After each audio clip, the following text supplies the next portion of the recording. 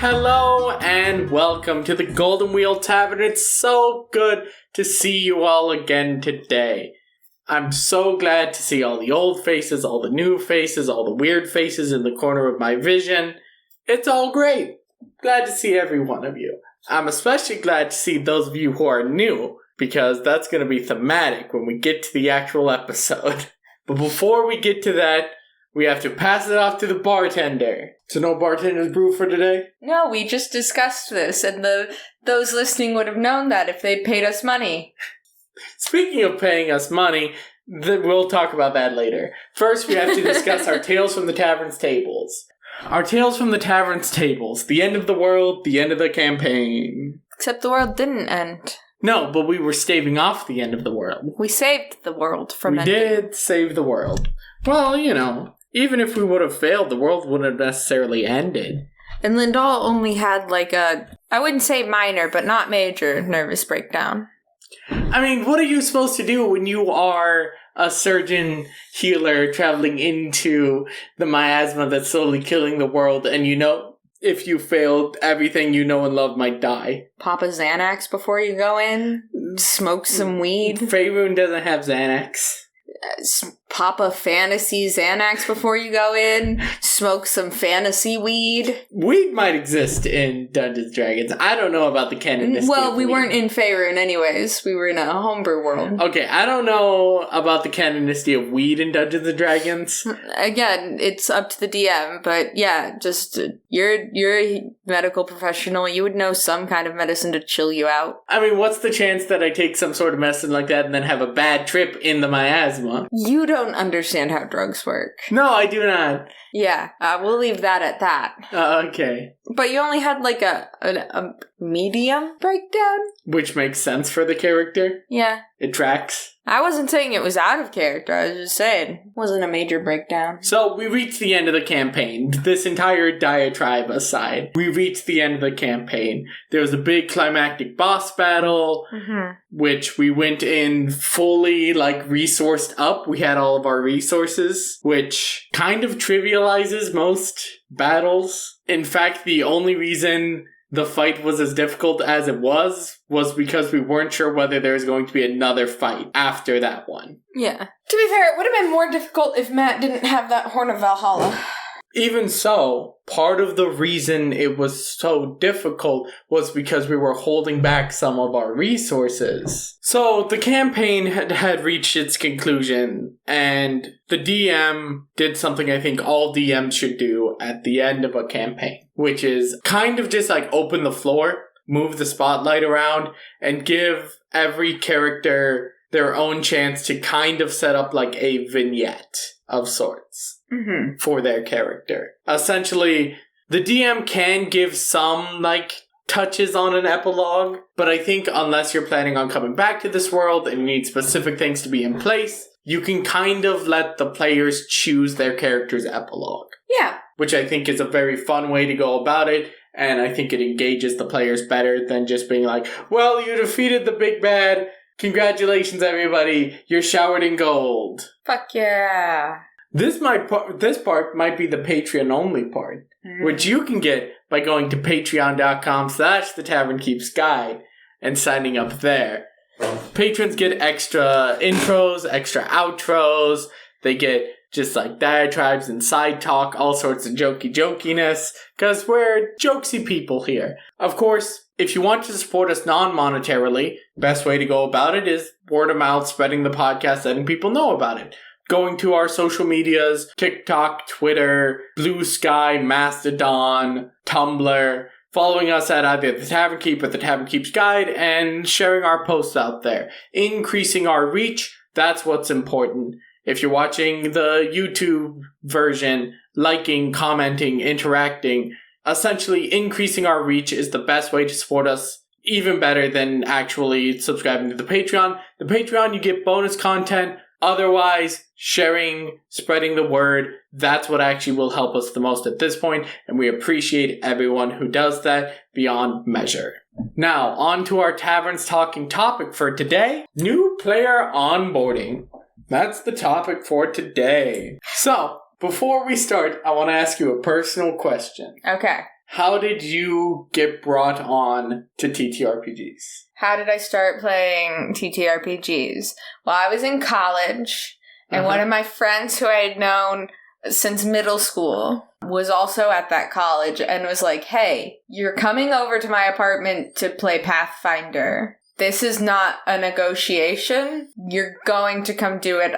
Just come over after your classes today and I will tell you how to make a character. And I was like, well, I do want to hang out with you because you are my friend. So, sure. Interesting. Now, for the lore for our listeners, they already got your lore. Now it's for my turn. I was brought on to Dungeons & Dragons surprisingly late if you knew me as a person or you knew, like, my dad. He was a D&D person. I was a huge nerd. I should have been playing D&D since I was, like, 10. It wasn't until after high school that I was hanging out with, well, I think it was actually late in high school. I was hanging out with couple of my buddies that I used to visit on basically a daily basis. And they were just like, hey, let's play some Dungeons and Dragons. And that's how one of my first ever actual Dungeons and Dragons character at one point played basically make-believe with one of my buddies and a couple of my friends that were like, that we were masquerading was like Dungeons and Dragons basically. Anyways, this was actual 3.5, although I say actual 3.5 with huge quotation marks and a grain of salt. It was more actual than what had happened previously, but this was a DM who was very much like, what are the rules? Not like, what are the rules? Like, hey, do you happen to know the rules? Because I don't. It's, fuck if I care about the rules. What are rules anyways? Sort of DM. So it was very much not actual 3.5. But that was the start of my TTRPG experience. I would like to make an amendment to the thing I stated. Yeah. It was not Pathfinder. It was Savage Worlds. Pathfinder we played later. Oh, okay. Yeah. Before that, when I was in high school, my friends and I, we would sit around the lunch table going, how do you even play Dungeons & Dragons? What is Dungeons & Dragons? We should look that up. And then, because all of us had some kind of ADHD, we never looked it up. But when we would see each other, we would then be like, we should learn more about this. And then we wouldn't. My friend was dating someone who, like, really enjoyed 3.5 and, like, really enjoyed Dungeons & Dragons. So then, because I visited their apartment on basically a daily basis, I ended up getting roped in and we played 3.5. And that's how my first ever D&D character, who now is going to be the titular character of the next campaign. Titular NPC. The titular NPC of the next campaign that I'm gonna run. That's that character. Yeah. So, question for you. Yes. How many new players have you brought in to D&D? So. / people introduced to it, whether or not they stayed in your group or not. Well, that's how we get into the conversation of how do you find new players. Yeah, but right? I want an answer to my question. Your question first? Yes. Okay, so I think non-patron technically brought me in, so they do not count. Because non-patron and his partners brought me in. I think I have brought, counting that specific instance as 1, 2, 3, 4, 5, and then 6, 7. I think I've brought 7 people into Dungeons and Dragons, because I'm pretty sure, actually there may have been 1 or 2 people at that birthday party. So I'm going to add like another 1 on there. Okay. And I'm going to say 8 people and that I... all brand new? As far as I'm aware, well, so, actually no. If it's brand new, then that number drops significantly. I think I lose 2. Okay. That I know. I lose 3. I may have dropped down to like 2 at that point. Yeah, because since we're talking about brand new player onboarding. Yeah, if it's new player onboarding, then I think that number drops down to, I think 3. Because I think there was 1 at that birthday party, and then I believe, no, it was 3 of the players. So it's like 4. It's 4 people. 4 brand new people I brought on. So I have significantly... This is very rare for me. I have significantly more experience in something regarding D&D than you. Yes. Because So after my first 2 groups where I was really learning how to play, kind of, you know how it is, college, people leave and groups break up. After that, I started a group with 4 people who had never played, eventually bringing on a 5th person who had never played, but they had trouble, you know. Yeah. You know how it is. Scheduling, transportation, all that. So that was the first 5 that I brought on. Then it was our current Sunday group, which was the next 3 I brought on. Yeah. And then my current Thursday, sometimes Friday group, sometimes Tuesday group, depending on how schedules line up. 3 of those I would call new players. Here's a question. How many people in your or any of the people in your Monster of the Week LTP knew? LTP? Learn to play? Oh, no. Okay. I don't think so. They all at least knew of the system. Yeah. Whether or not they played it or not before, I am unsure. I know 2 of them had the 3rd one up in the air, so I'm just not counting any of them since they all knew of the system at least. Right. In my D&D Learn to Play, I specifically asked them their experience with Dungeons & Dragons, TTRPGs in general, and I know the entire this side of the table was completely unfamiliar with it. Yeah. Like, they had listened to, like, media, but this was the first time actually playing. The other side of the table, I knew one of them was a 3.5 person. Can't remember the 5th one. So that's why I'm saying 3, maybe 4. Yeah. I wasn't specifically running a Learn to Play, so I never asked. Okay, so you have a lot more experience onboarding new people. Yes. Okay, this is interesting, because we both have some experience, but you definitely have more. Yeah, because I've brought on like 11 people into the game at this point. Because the people I've brought into groups have been you and then patron name. Yeah. Both of which very much were experienced and have made great additions to the groups they're in. Yes. Yeah. Aww. Trust me, everyone in either of our groups would fight me if I said you aren't a great addition. You have to say it, or there will be an uprising amongst some of our listeners. That's why I basically have carte blanche, that if somebody goes out of our Saturday group, I basically have carte blanche, automatic approval for anyone. I'm like, hey, this person would be good to join. If I approve of someone, there's like no like, okay, we have to play a couple games with them first. It's like, no, Rand has a 100% hit rate. Yeah, you only pick winners. What can I say? I only pick winners. So finding new players, there's a couple ways you could do it. Almost all of the new players I have found have either been like coworkers or someone I was friends with who I then was able to trap in a car with me for a certain amount of time and tell them about the game. Yeah, coworkers and other everyday interactions. Yeah. If you go about it the right way, is going to be how you find majority of your new players. Like, even the players I've brought into Dungeons & Dragons, or rather, the ones I brought into my group, so you and are no longer DM, both of them, like, there's a different relationship there, but, everyday interaction, and then I brought you in to my group, and then the no longer DM was my coworker. Yeah. Like, you just talk to people, and occasionally you mention, hey, I like Dungeons & Dragons, and a lot of times there's a little bit of curiosity, but we'll get to that. So, my first group, so the one person I was like, hey, you should play Dungeons & Dragons to, was my friend. We had met at work, but she no longer worked there anymore. Good reason not to. It sucked to work there, right? And I was like, this is kind of dipping into the next section a little bit of how do you get people interested if you're talking to them about it.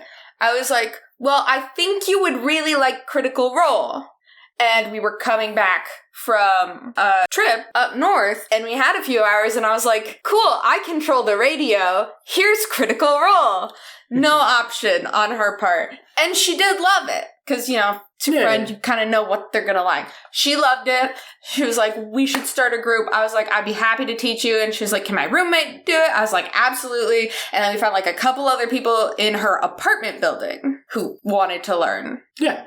Another place you can find people are online communities. Any sort of LFG community, you can usually find some beginners. LFG stands looking for group. Check your local game store. Occasionally, a good, friendly local game store, your FLGS instead of your LFG, will have essentially like bulletin board. Yes. A lot of game stores will have essentially a bulletin board that people can put stuff up, such as like, Commander Night or that kind of stuff. And quite often, people will put up essentially, wanted somebody to run D&D. Yeah, or wanted a group to play with. If you're in the Minnesota area, which I just want to bring up because they're always at Con of the North, Twinheim, really great company. They run Adventures League. They're happy to teach people how to play. They host events. They are always raising money for Extra Life? Extra Life, that's what it is. So, there's that one. So,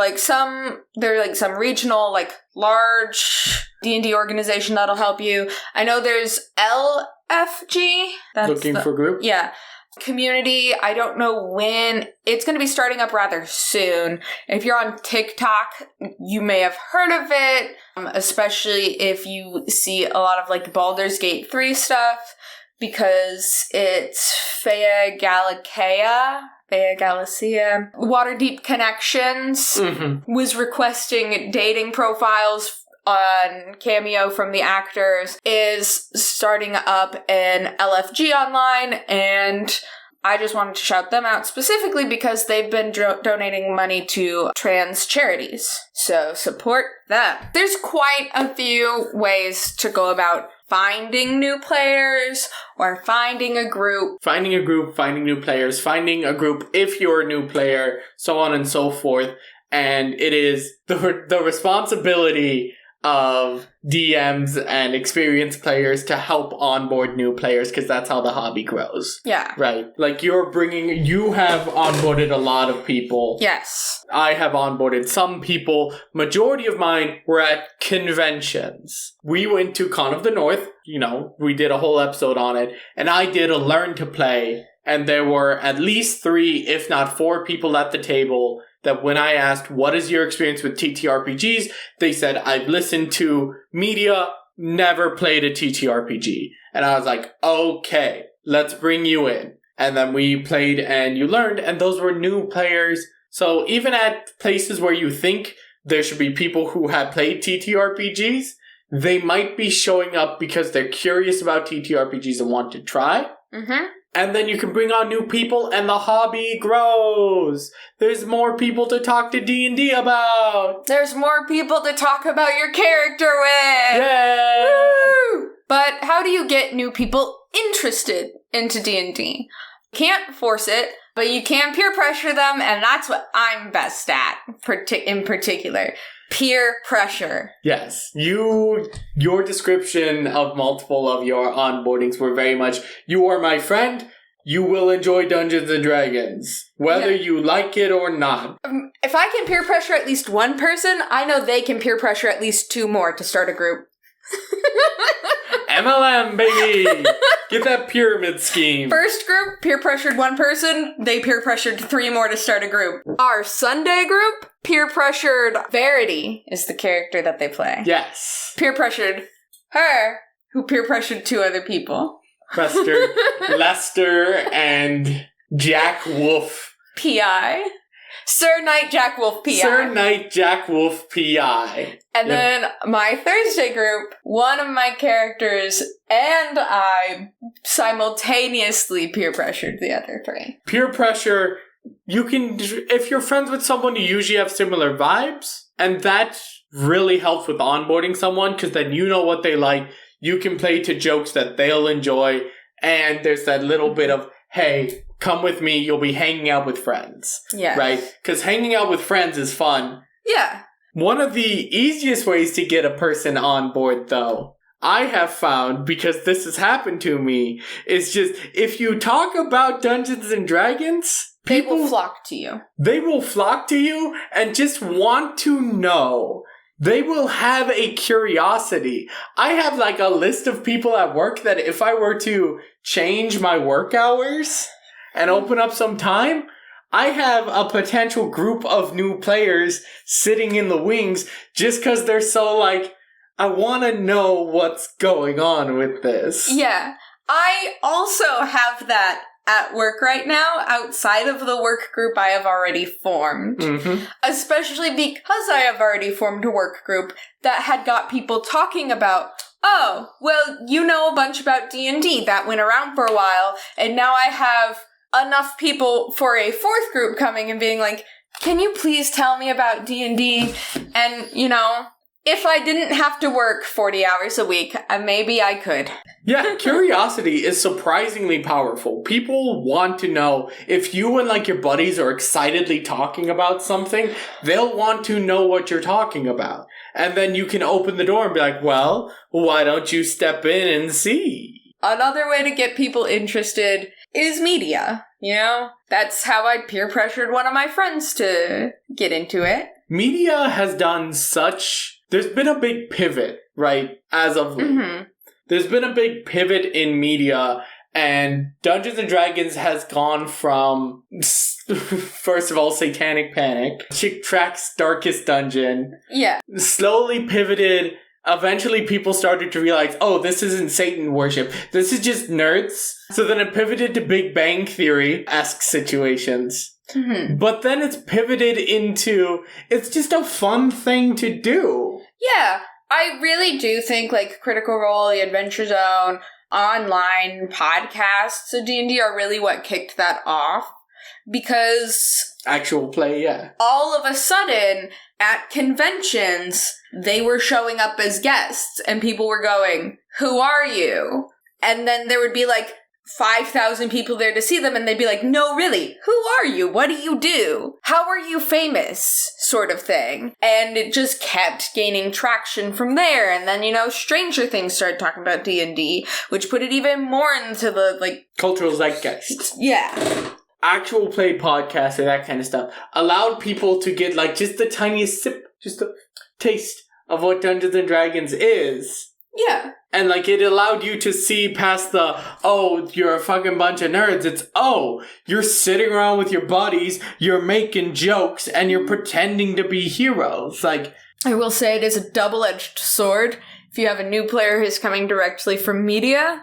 Oh, yeah, that's a rough one. It can be a, hey... I am not Matthew Mercer. I am not Brennan Lee Mulligan. Do not expect 25 different character voices from me. At best, you'll probably get a bad British accent. We may cover that sort of thing in a future episode. I think we should cover it when we talk about new DM onboarding. I think we already have a topic over there, and then we just need to add that onto it, which is the D&D versus RPGs. We'll figure out when to... We'll get more into it at some point. Yeah. Anyways... And the last one I want to shout out, because this was my personal experience, is conventions, right? Somebody may have played TTRPGs, but not D&D, and they'll sign up for it. Or, like I had, multiple people signed up for this Learn to Play because you made it clear this was a Learn to Play. They may have showed up to play board games or certain video games, and instead they're like, oh, I can learn how to play Dungeons & Dragons. Well, I'm already in a space that I feel comfortable interacting with fantasy media wholeheartedly. I'm dressed up as like a wizard, so, you know, might as well go play Dungeons & Dragons. Hell fucking yeah, man. And it's really, a lot of times you can't force someone to play Dungeons & Dragons, but people will approach you in some way wanting to play Dungeons & Dragons. Unless you're good at peer pressure. Even then, they're approaching you. They're not approaching you wanting to play Dungeons & Dragons, but they're approaching you because they're your friend. I can peer pressure people who aren't my friends. How do you think I got my Sea Elf in the Thursday night game to play? Okay, yeah. None of us were friends with her. We barely knew her. She started like a month before, and we were like, hey, so Dungeons & Dragons. Yeah. So, you can't really force it, but you can either pressure it, or if you just, like, sit around long enough and make it well known, hey, Dungeons & Dragons, people will be like, what? Dungeons & Dragons, you say? Mm-hmm. Dungeons. But also there's dragons? Yeah. As is, just in my department at work. Yeah. A lot of the older people, if they know that my Thursday night group has met, they've been like, so what did you do last night? What'd you guys get up to? And we'll be like, oh yeah, we hoard out. And then we'll just use the person's real name for a couple gold. Yeah.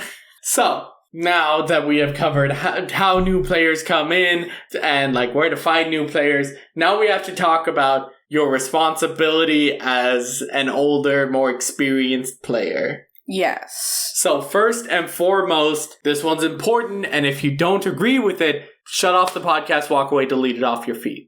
Okay? I'm dead serious here. Openness. You cannot be excluding people for any sort of thing, any sort of discrimination. Cannot be allowed. Everyone can play D&D. Maybe you're not the right group for them, but everyone can play D&D. D&D is not to be gatekept. Or TTRPGs are not to be gatekept. Yeah. Do you disagree? I was just thinking back to one specific person online who I'm like, I think we should gatekeep it from him. Yeah. Not gonna shout out that username because this is the internet and, boo to people who send hate to other people. Listen, some people don't deserve a platform. Yeah. Their username is a fantasy racial slur.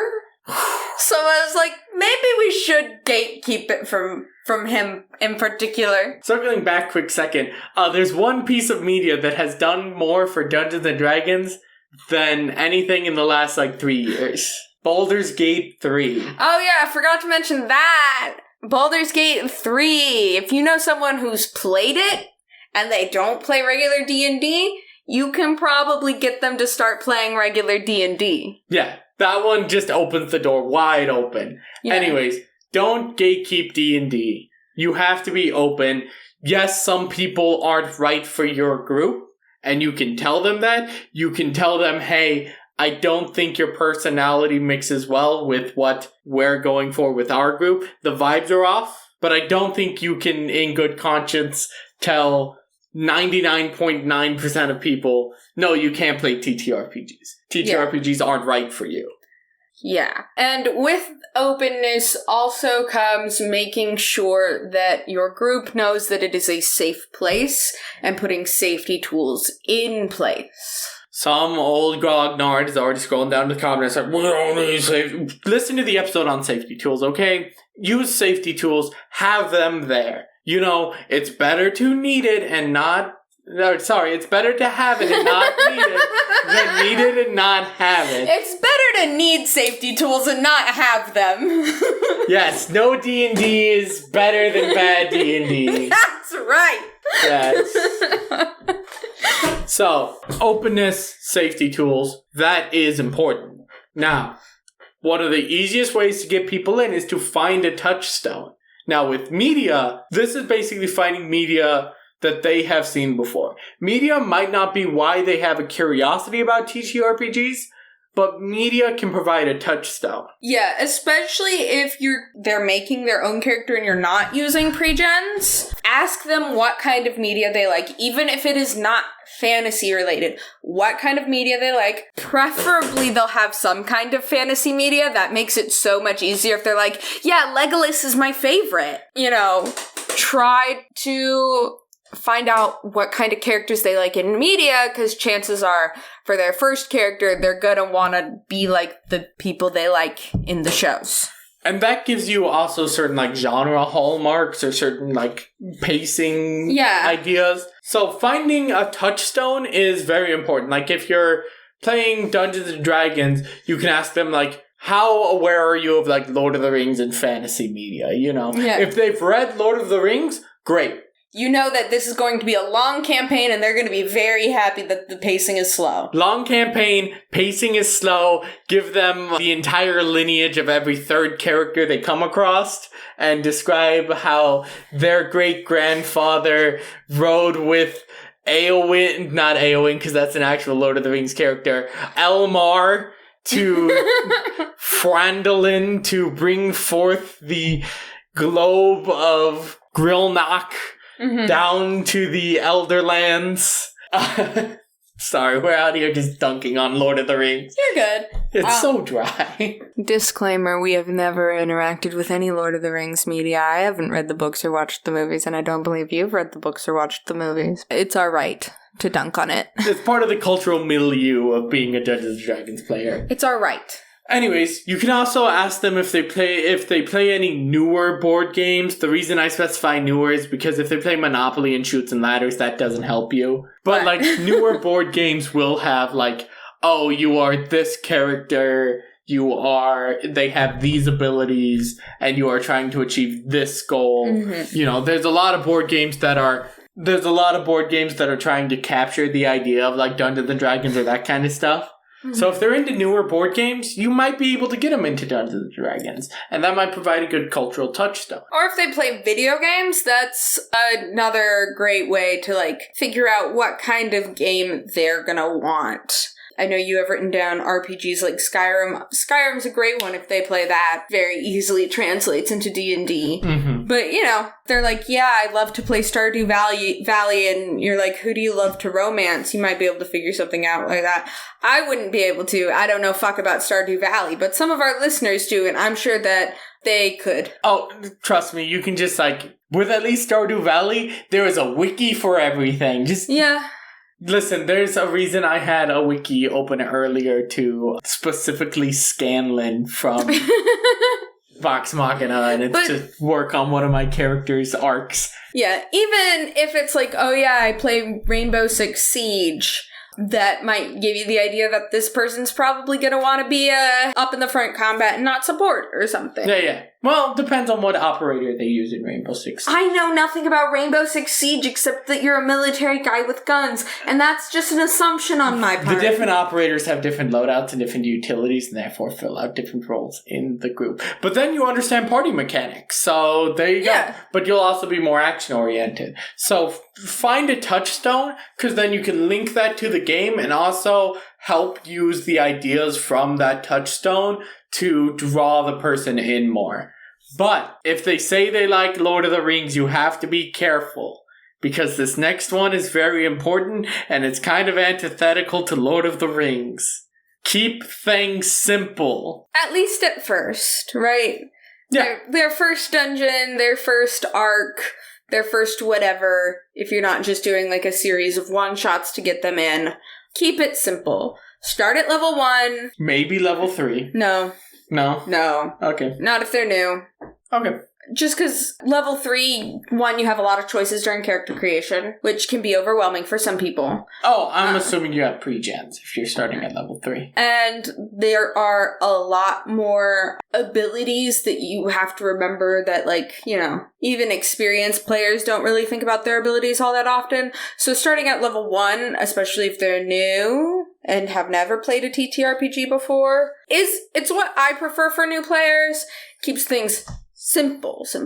To be fair, in the convention, I did have them start at level 1, so... Yeah. Have a lot of physical paper handouts for them. Have physical paper handouts, have reference sheets, that kind of stuff, because some people don't like asking questions, and then if they end up feeling lost, they get frustrated. Mm-hmm. So if you have these handouts, these sheets, they can reference them, they can make the discoveries on their own, and then if they need clarification, they can ask. Make it very clear that they can ask for clarification, and it's not shame. Yeah. Right? It's like, oh, that's a good question, here's the answer. Right? Yeah. When they're making their character, either have pre-gens or do a session 0 character building. You're either helping them build it or you're giving them a character off the bat. There is no other option there. You are sitting down and building the character with them, or you are giving them a pre-gen. You are not throwing them to the wolves. Yeah, for new player onboarding, there has to be a certain amount of hand-holding. Keep the dungeons simple, but interactive. The one I have used multiple times is Tales from the Yawning Portal, The Sunless Citadel, because that's a very famous one, and it starts out, you reach the top of this area, there are these pillars with writing on them. If you know Dwarvish and Goblin, you can read it. Then there's this rope that's interesting and you can climb it down. And then there's a rat that's hiding, and that introduces you to hiding and also combat, but it's a very easy combat. You descend down, you enter into rooms. There's a hidden door, so that introduces you to hidden doors. And behind the door, there's some skeletons. And then that introduces you to, if you pick up the pouch, spoilers, the skeletons attack. And that introduces you to traps and ambushes. And there's this continue as you're going through. You get more and more stuff that introduces you to more and more concepts. I think it's actually a really good beginner dungeon. But it is simple, as in your players know they are to continue forward. It is interactive in that there are many doors and many things that come up that they can interact with. Yes. The last thing you want is to have one of the two cardinal sins of like dungeon design, which is overly complex and boring. Let me tell you, out of those two, I would prefer overly complex over boring. Because if it can somehow be overly complex yet not boring, you have done a good job making this dungeon. Because the issue with overly complex is it leads to frustration and boredom. The worst thing you can be is boring. Now, last thing, keeping things simple. Adjudicate simply, explain later. If a player wants to do something, say yes, have them roll the dice, or say, okay, no, here's the closest you can do. Keep it simple, keep it moving, right? And if they want to know why, you can be like, we'll circle back to that later, but keep things moving. Because you want to keep the players enthralled rather than stopping and having entire rules break down. Instead, keep it moving and circle back as necessary. Yeah, my favorite thing to do if a player is asking, oh, can I roll this to do this thing or whatever, and you're not quite sure, is to, one, ask them exactly what they want their character to do, like what they picture this scene going as if they were to roll perfectly, right? And then from there, deciding or being like, well, you can't do it with that, but you can do it with this. I think one of the most important things, and this is just for most TTRPG players, is breaking people of the habit of asking, can I roll blank to do blank? Yeah. Just ask, can I do blank? Don't ask if you can roll something. The DM tells you what to roll. You know, try to get your players out of that habit. That will also help with the adjudicating. Because they'll be like, what can I roll to do this? And I'm like, tell me what you want to do, and I'll tell you what to roll.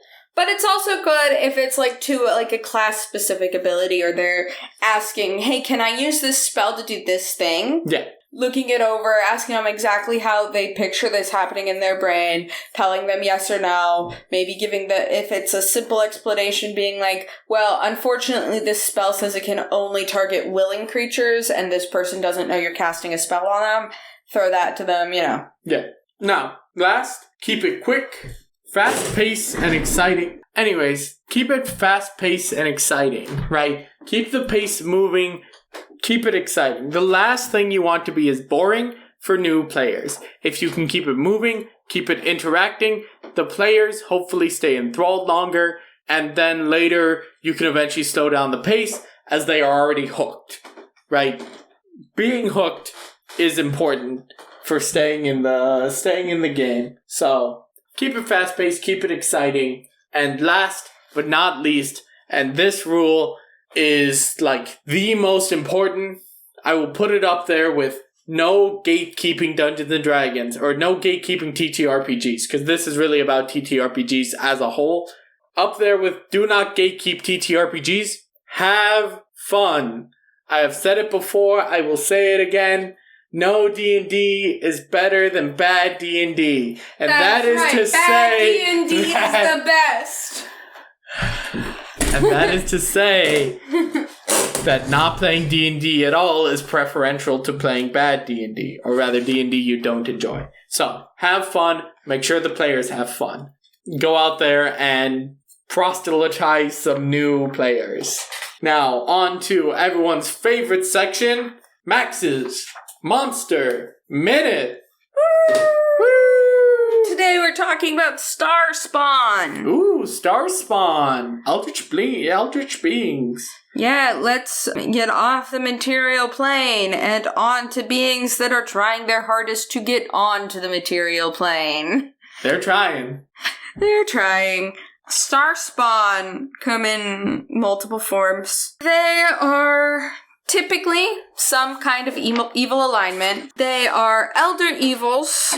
They are heralds, servants, soldiers of the elder evils. Starspawn can take forms that can travel to the material plane, which is where the elder evils really, really, really want to get into, but the club bouncer won't let them. And they are, like, typically arriving to the material plane through like a comet or some other like space phenomenon, which is why there's star spawn. So if you want to get some cool like interstellar sort of action, not the movie. I don't know what the movie's about. I've never seen Interstellar, and I've never even read what it's about. But if you want, like, some sort of, like, cool space stuff to be happening in your campaign, Star Spawn are definitely a way to get there. And there are 5 Elder Evil cults that they could be a part of. You have the cult of... God, why did I think I should tell you the names of the cults? Now I gotta try and pronounce the names of these stupid fucking things. That is gonna go back poorly for me. The cult of Atorpus... The World Born Dead, the cult of Borum, of the Lake of Boiling Mud, the cult of Hask, the Voice of Hargot, the cult of Thrasidon, the Chained God, and the cult of Tyranthraxis, the Flamed One? Tyranthraxis? I would say Tyranthraxis. Tyranthraxis. So there are a couple, I think 5 total types of star spawn. You have the Gru, which is the smallest challenge rating. If you're starting a new campaign and this is what you're really wanting to lean into, these are probably going to be the first thing that your characters run into star spawn wise to fight. They're only armor class 11, challenge rating 1/4. Freaky little men. After that, you have the Star Spawn Hulk, which is challenge rating 10. You have the Star Spawn Larva Mage, which is challenge rating 16. The Star Spawn Mangler, which is only challenge rating 5. And the Star Spawn Seer, which is challenge rating 13. So there's cool 5, I think. 1, 2, 3, 4. There's 5 different kinds in the book that you can look at. Essentially, the thing is they vary across the CR spectrum, so you can have them show up at almost any level, and their mix of abilities allow for, like, a brute, a skirmisher, a background spellcaster, just, like, cannon fodder. Really, they provide quite a variety of different roles that you can play around with. Those of you who might know your supposed lore, some people say that the Star Spawn Hulk is an infinite damage engine that can instantly kill anything not immune to psychic damage near it because it has a psychic mirror ability, which, if it takes psychic damage, it instead doesn't take it and radiates it out to every creature within 10 feet of it. So if you have 2 Star Spawn Hulks next to each other, in theory, one would take psychic damage, radiate it out to the enemies around it. The other Star Spawn Hulk standing next to it would take the psychic damage, radiate it out. First one would take damage, radiate it out. The thing is because this happens just as a static event, it doesn't actually form a feedback loop.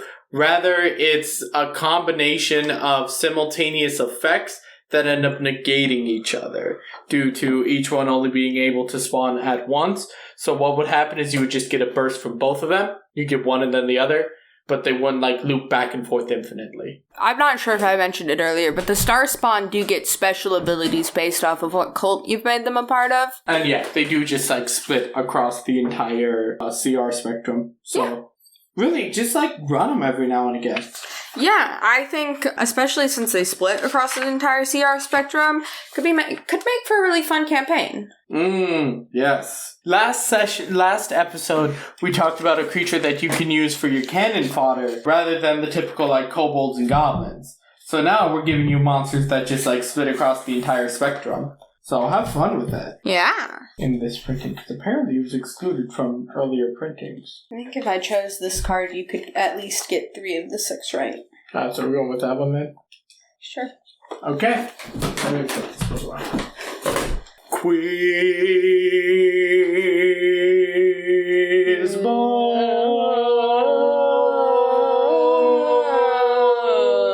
Quiz ball! Woo! Okay. Monsters resistant to non-magical weapons are sometimes susceptible to weapons plated with which type of metal? Silver. Yes. Wizards that too eagerly unearth arcane secrets are sometimes reduced to inquisitive one-eye aberrations whose gaze can rot flesh. Sorry. What are those creatures called? Almost interrupted you. Sorry. Yeah, don't do that. that makes it harder for the listeners at home to guess as well. Yeah. So, wizards who delve too deeply into secrets are sometimes reduced to one-eyed creatures whose gazes can rot flesh. What are those creatures called? Patron name. Patron name. God, I forget which ones are patrons. Patron name hates this creature. Nothings. I was more tilting my head to... Because we have multiple patrons. Actually, we only have one patron. The one who thinks he's a patron, his payment just, never goes through. Really? Yeah. She doesn't like him? Yeah. They're, they're real weird. Yeah, I agree. They're weird and creepy. Yeah. Which character class is a scholarly magic user capable of manipulating the structures of reality? Or the wizard. Yeah. Yeah, it's wizard. See, I told you I need to get at least 3 Woo! of them. 3! 3 out of 6 so far. Which draconic god is the most hated enemy of Tiamat, the Dragon Queen? Bahamut. Yeah. I hadn't read that question, otherwise I would have been like, oh yeah, you can get that. 1, 2. That's 4 out of 4. And if you want the other 2 to see if I fall from my perfect pedestal, you'll have to subscribe to the Patreon at patreon.com/The Tavern Keeps Guide. If you want to support us non-monetarily, as I said earlier, share the word, spread the word, let people know about the podcast. Really, that's the best thing you can do at this point in time for the podcast. We appreciate it. If you want to spread us on social media, go to Tumblr, go to Twitter, go to Blue Sky, go to Mastodon, go to basically any social media. Type in The Tavern Keeps Guide or The Tavern Keep, including TikTok. You'll probably find us. And then, follow, like, share, interact in some way. Go to our YouTube video, press the like button, and type, I listen to the podcast, smiley face, roll for initiative.